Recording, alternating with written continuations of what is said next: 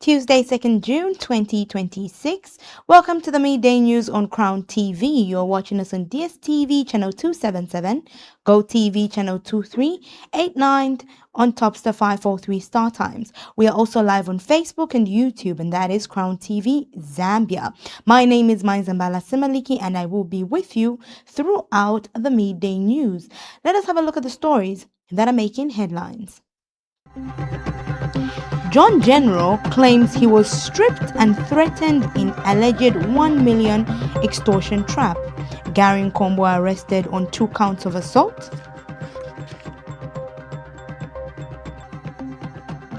Chandana K star in camera trial to safeguard child victim.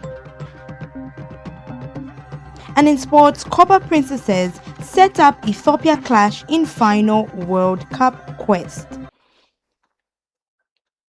And now the news in detail.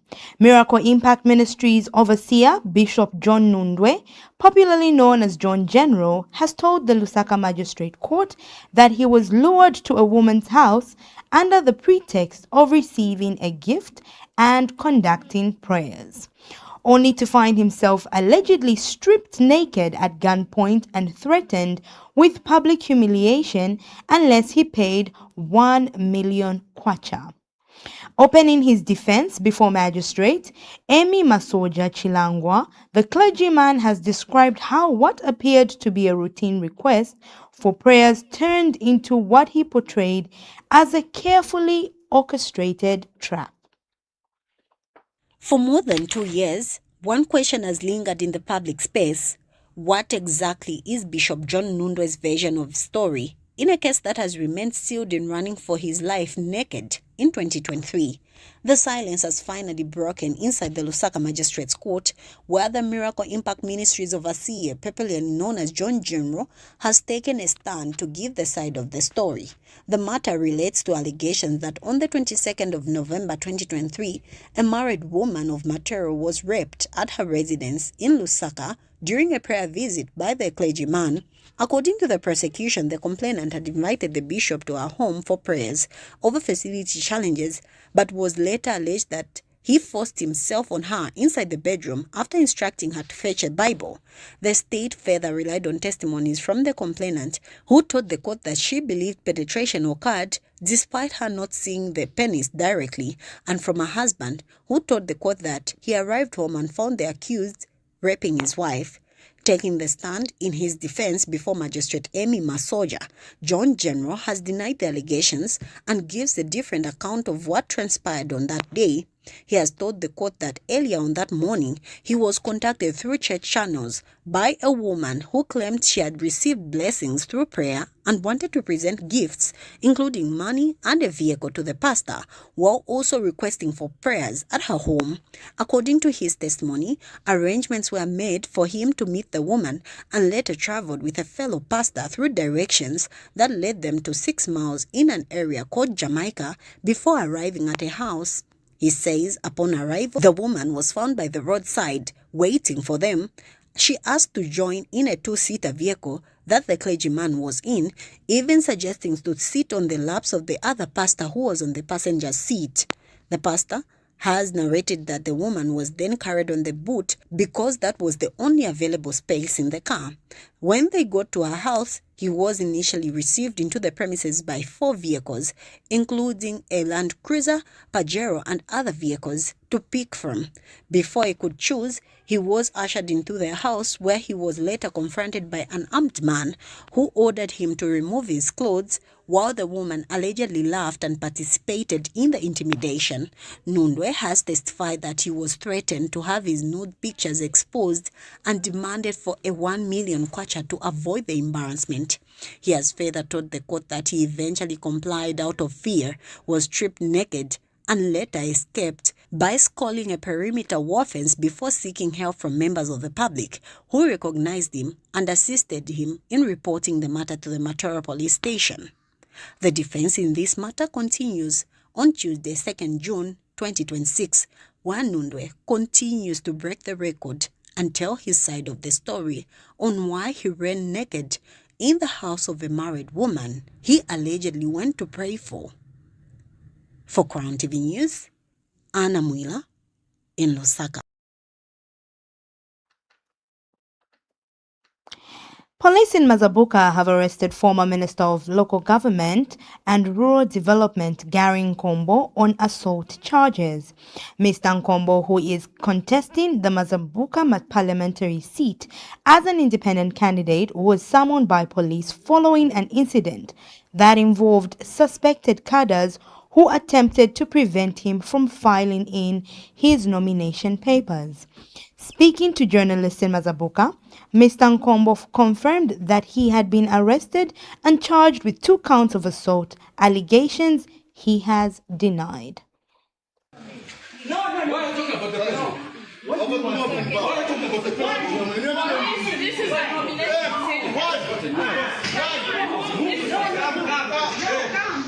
Former Minister of Local Government and Rural Development Gary Nkombo has been formally charged with 2 counts of assault following an incident that occurred during the filing in of nominations for the Mazabuka Central Parliamentary seat. Mr. Nkombo, who is contesting as an independent candidate, was summoned to appear before Mazabuka Central Police in connection with assault allegations arising from disturbances that took place on the day he filed his nomination papers. The incident attracted public attention after Mr. Nkombo was attacked by suspected UPND cadres in full view of the police officers who were providing security at the nomination center. Following the altercation, Mr. Nkombo reported the matter to police. However, he was subsequently informed that a separate complaint had also been lodged against him, accusing him of assault. On Monday, June 1st, Mr. Nkombo appeared before police and was formally charged with 2 counts of assault. Confirming the development, Mr. Nkombo says he is prepared to defend himself in court and is confident that the judicial process will establish the facts surrounding the incident. It is true that an arrest has been effected with 2 counts of assault, which count we have denied, and we are going to go to court to defend ourselves, and we are very hopeful that justice will prevail. For now, as you know, we all know that I'm not a media freak. I don't like talking to the media unnecessarily, but just to confirm that an arrest has been effected. I have been represented by Mr. Abuji Shanga, State Counsel, and 3 other lawyers, Dr. Brian Kaba, and 2 other gentlemen. Meanwhile, Mr. Nkombo has expressed disappointment over the manner in which he has been treated, saying he never expected to find himself in such circumstances involving people he once regarded as close friends and political allies. He says the developments have been personally painful, adding that he is hopeful that the matter will be resolved through the courts. From my end, if I knew then what I know now, I'm sure I would have behaved differently. And that I personally did not see the future to be like this. And I can only say that from my eyes, the future is no longer what it used to be. Thank you. For Crown TV News, Tawanda Munyuki. The Lusaka Magistrates Court has ordered the media to stop covering court proceedings involving Edward Chanda of the famous music duo Chanda na K, who is facing child trafficking charges in order to protect the identity and safety of the child involved. Chanda pleaded not guilty to prohibition of trafficking of children, prohibition of child grooming, and prohibition of child solicitation, has since commenced trial in the matter in camera. Can justice be done behind closed doors? That was the question before the Lusaka Magistrates Court in the trial of Edward Chanda, commonly known as Chanda, of the famous music duo known as Chanda na K, who is facing child trafficking and cyber-related offences involving a minor, and was set to commence before Chief Resident Magistrate Ntandose Chabala. But before a single witness could even take the stand, the state has moved the court to shield the proceedings from the public view, arguing that the case involves a child whose identity, dignity and welfare must be protected at all costs. The prosecution has submitted that the case concerns allegations involving a child victim and that the law safeguards the child's right to privacy, including protection from the disclosure of details such as the child's name, school, residence and family relationships. And the prosecutors have further argued that the protection should extend to the witnesses expected to testify, including the child's parents and others related to the child. The state therefore asked the court to exclude the media and the general public and proposed that only 3 members of the accused person's support system be permitted to attend in the best interest of the child. Responding to the application, the defense has stated that it has no objection to the proceedings being conducted privately, noting that the overriding objective is the administration of justice. However, the defense counsel has submitted that the accused person's right to have people attend the proceedings should be considered and leave it to the court's discretion.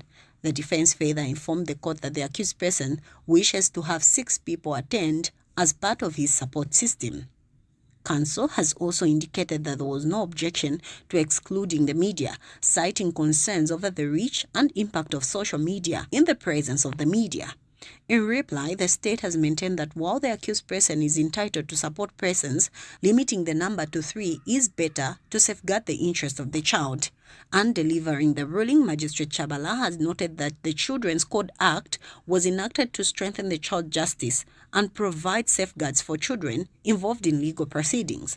The court has observed that a child's right to privacy is strictly protected by law and that children should be shielded from unnecessary exposure during court proceedings. Magistrate Chabala has consequently granted the state's application and ordered that the matter be heard in camera, excluding both the media and the general public. On the question of the support persons, the court has ruled that 4 members of the accused support system would be allowed to attend the proceedings. In this matter, Chanda has denied and pleaded not guilty to 3 counts of prohibition of trafficking, grooming, and solicitation of a child within Zambia for purposes of sexual exploitation. In count 1, Chanda is charged with prohibition of trafficking of children, contrary to Section 3A, subsection 1 of the Anti-Human Trafficking Act No. 11 of 2018. Particulars of the offence are that Edward Chanda, on the 3rd of August 2025 in Lusaka, did traffic a child within the territorial boundaries of Zambia for the purposes of sexual exploitation. In count 2, he is accused of prohibition of child grooming, contrary to Section 17, subsection 1 and 2 of the Cybercrimes Act No. 4 of 2015. Particulars of the offence are that the rapper, on the 17th of July 2025 in Lusaka, did use a computer or computer system with intent to groom a child for the purposes of facilitating or encouraging sexual conduct. And in count 3, he is accused of prohibition of child solicitation, contrary to Section 16, subsection 1 and 2 of the Cybercrimes Act No. 4 of 2015. And the particulars of the offence are that Edward Chanda, on the 27th of July 2025, did use a computer or computer system to arrange a meeting with a child with intent to abuse or engage in sexual activities. And now, trial will proceed.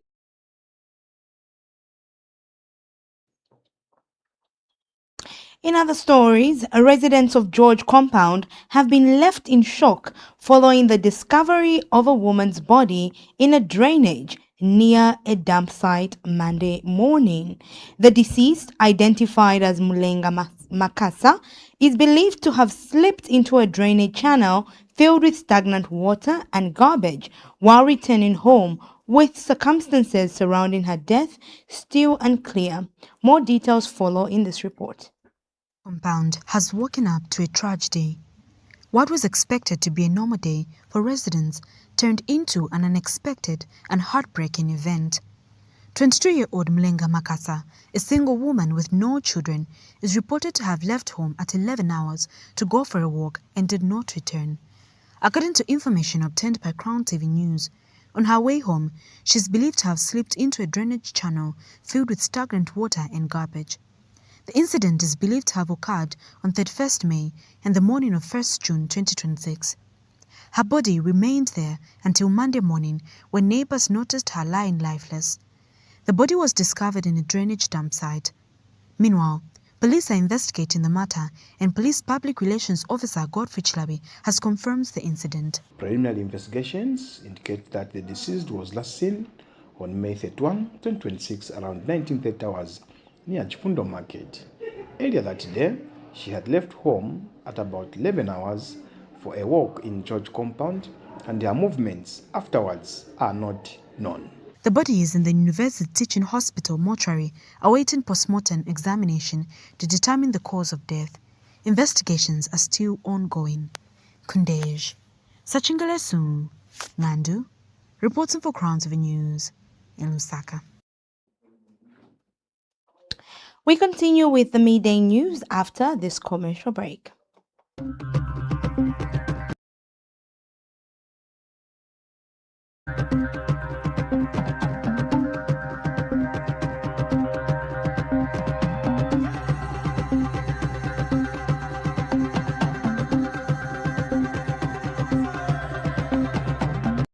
On a busy day in Lusaka, right in the middle of a vlogging, Mr. Simon Mwela's phone battery died. Well, he knew what to do next. He called Zambia's top cell phone and accessories dealer. In a flash, problem solved. Across town, Dr. Sia Twambo was getting ready for a presentation when he realized that his PA forgot something. A quick call to Mobile City and his projector screen was delivered in no time. Meanwhile, Vana Fiasasa was about to leave for the village when she remembered she needed a phone upgrade. One call to Mobile City and a new phone arrived just in time. Vana Fiasasa snapping a selfie before hitting the road? But wait, I thought the other guys were in a hurry. For free, fast and reliable delivery, trust Mobile City. Beware of scammers. Mobile City Delivery. You order, we deliver.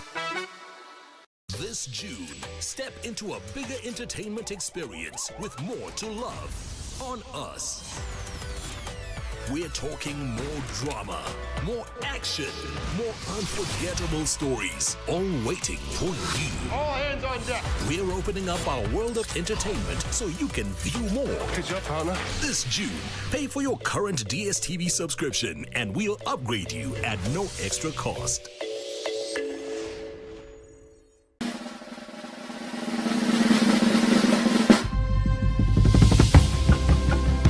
The Zambia Travel Expo ZATEX is back. Stronger, more connected, more impactful. Welcome to ZATEX 2026 from June 4th to the 6th, where opportunity meets authenticity. Driven by the spirit of Zambia moves you. This premier event once again brings together global tourism buyers, investors, and tourism leaders to one of Africa's most compelling destinations. On June 4th, make meaningful interactions with tourism buyers at the Buyers Day, curated business-to-business engagements. On June 5th, join us at the ZATEX official opening to be officiated by President Hakainde Hichilema. On June 6th, Consumer Day, a vibrant showcase of culture, travel experiences, and live entertainment. ZATEX 2026 is back, showcasing the very best of Zambia. Register at www.zatex.org. ZATEX 2026, building authentic and sustainable tourism through partnerships.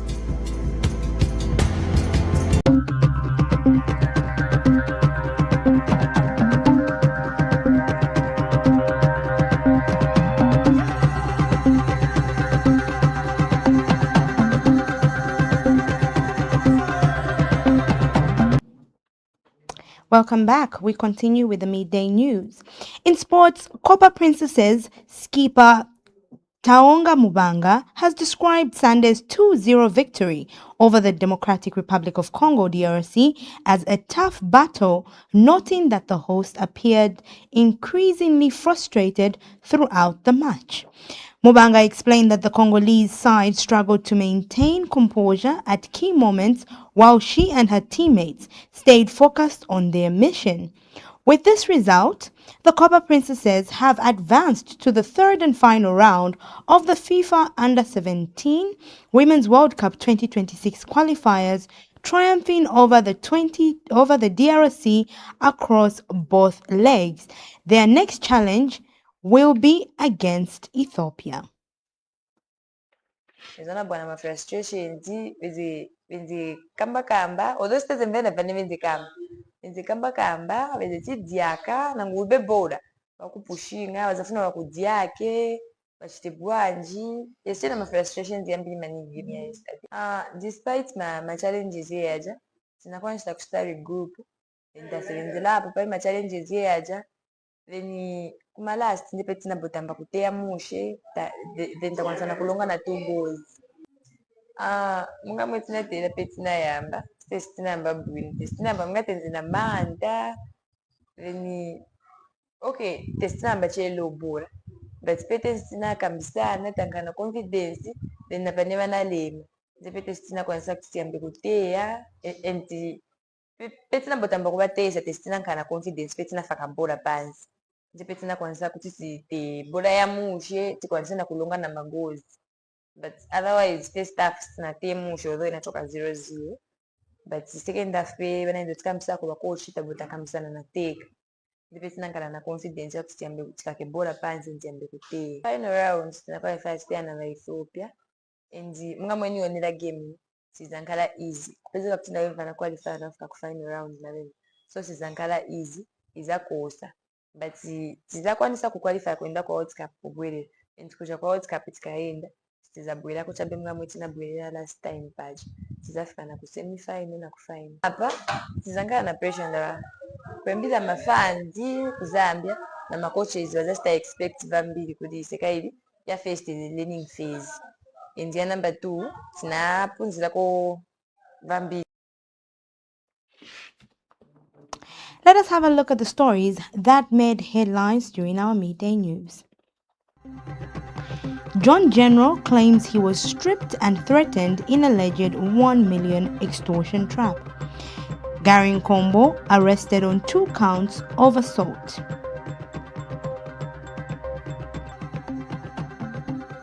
Chandana K star in camera trial to safeguard child victim. And in sports, Copper Princesses set up Ethiopia clash in final World Cup quest.